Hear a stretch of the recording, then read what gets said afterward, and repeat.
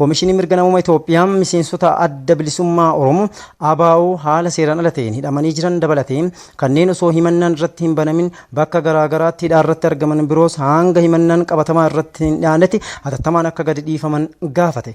Dr. Teewodiroos Adaanom aangoo isaanii fayyadamuun kaayyoo ABO raawwachiisuu akka dhaaban gaafataman. Manni barumsa bultii addaa waldaa misooma Oromiyaa meedaaliyaa fi taabileetii dabalatee badhaasa gosoota garaagaraa barattoota qaxalee badhaaseera.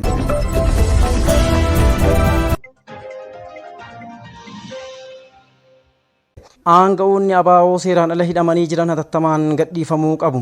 Koomishinii mirga namummaa Itoophiyaa.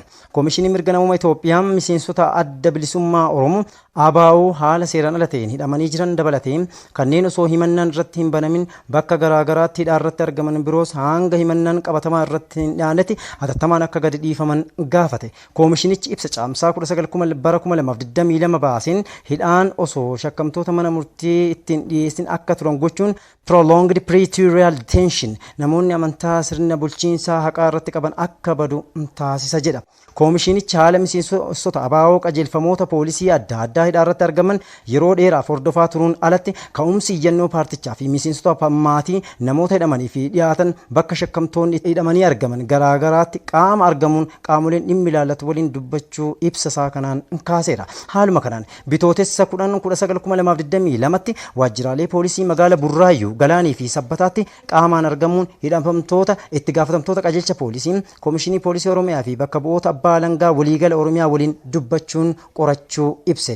Koomishiniin haaluma qorannoo gaggeesse kanaatiin hidhatamtoonni mana murtii wabiidhaan akka gadhiifaman murteesse. Kanneen galmeen himannaa isaanii cufamuun murtee seeraan bilisaan gadhiifaman kanneen himannaan kamuu irratti hin banaminii fi abbaan alangaa himannaa irratti hin banne ta'uun mirkaneessuun kan galmeen qorannoo isaanii cufame. Haa ta'u malee seeraan ala iddoowwan garaagaraatti dabarfamuun baatii tokko hanga waggaa lamaatti kanneen hidhaa irratti argaman jiraachuu adda baasuu ibse.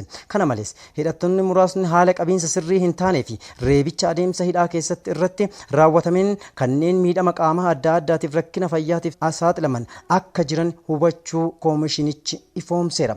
Koomishinii olaanaan koomishinara mirga namummaa Itoophiyaa Dr. Daani'el Baqqalaa gama isaaniitiin qondaaltonni ABO haala seeraan ala ta'een yeroo dheeraaf hidhamanii kan jiran yoo ta'u hatattamaan hidhaa irratti akka gadhiifaman miidhaa irra qaqqabeef beenyaan kanfalamuu akka qabaatus gaafataniiru.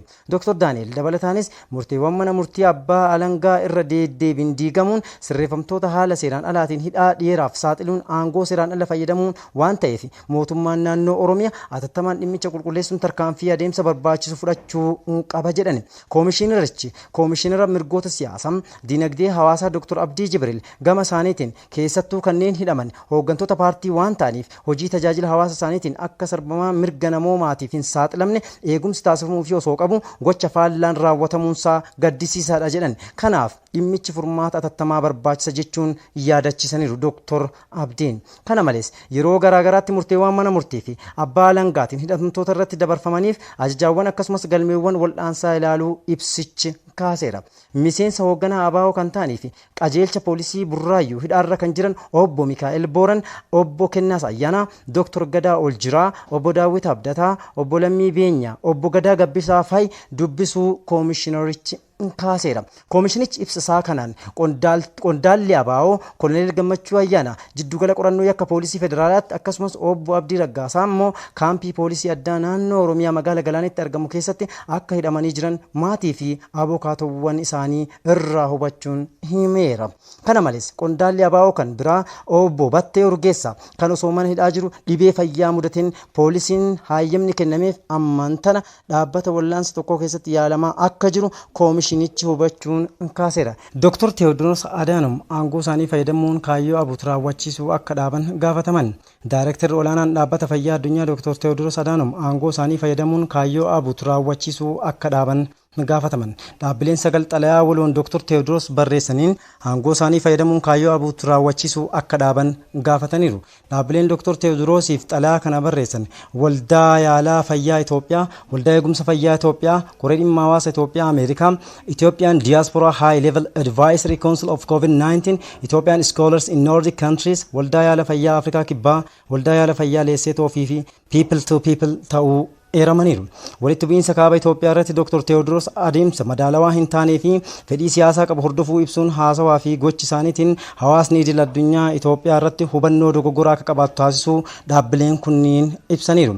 Dr. Teewodiroos ibsaawwan laataniin barreeffamoota barreessaniin ergaawwan gama miidiyaa hawaasummaa isaaniin dabarsaniin miidiyaan gareen shororkeessaa abuut naannolee Amaaraa fi Affaar irra ga'e irratti callisuu filachuu isaaniin dhaabbileen kunneen eeraniiru. Dr. Teewodiroos itti gaafatamaa fayyaa uummata addunyaa akka eeganiif itti laatame kaayyoo abuut raawwachiisuu fi itti gargaaramaa jiraachuu fi gocha isaanii kanarraa of qusachuu akka qaban dhaabbileen kunniin yaadachiisaniiru. Guyyaa har'aa barattoota mana barnoota bultii addaa waldaa misooma Oromiyaa qormaata biyyoolessaa bara 2013 irratti qabxii olaanaa galmeessaniif sirni beekamtii fi badhaasaa laachuu mooraa muummee waldichaa magaala Bishooftutti mana kitaabaa dabalatee piroojeektiiwwan barnootaa ijaaramaa turanis eebbifamanii banamaniiru. Sirna badhaasaa kana irratti walitti qabaa boordii waldaa misooma Oromiyaa dabalatee hooggantoonni mootummaa garaagaraas argamaniiru. Bara kana barattoonni waldichaa 101 qabxii waliigala 500 ol galmeessaniiru. Akka Oromiyaatti barattoota qormaata biyyoolessaa bara 2013 qabxii olaanaa galmeessan 226 keessaa barattoonni 101 kan mana barnoota bultii addaa waldaa misooma Oromiyaa ta'uun beekameera. Waldichi dhaadannoo tokkummaan misoomaaf jedhuun hawaasaa fi abbootii qabeenya sochoosuun hojiilee misooma garaagaraa milkeessaa jira. Waldaa misooma Oromiyaa barattoota kutaa 12ffaa bara 2013 qabxii olaanaa galmeessaniif beekamtii fi badhaasa kenneera. Waldichi mana barumsa bultii addaaf kan oolu piroojeektii dabalataa mana barumsa bultii addaa ni eebbisiisaan eegama. Manni barumsa bultii addaa waldaa misooma Oromiyaa bakka walitti qabaan boordii waldichaa obbo Abbaaduulaa Gammadaa argamanitti meedaaliyaa fi taabileetii dabalatee badhaasa gosoota garaagaraa barattoota qaxalee badhaaseera. Sirna badhaasa barattoota mana barumsa bultii addaa waldaa misooma Oromiyaa kanarratti itti aanaa hoogganaa biiroo barnoota Oromiyaa obbo Girmaa Baay'isaa fi pirezidaantii baankii hojii gamtaa Oromiyaa obbo Darribee Asfaaw dabalatee hooggantoonni sadarkaa garaagaraa argamaniiru. Egaa kabajamtoota dhaggeeffattoota keenya oduun keenya kan Oromiyaa miidiyaa sarviis irraa guyyaa har'aaf isiniif darbu kanuma laayik sheer koomentii gochuu hin dagatina. Hanqa oduu biraatiin wal agarruuf nagaan nu turan hawwii keenya.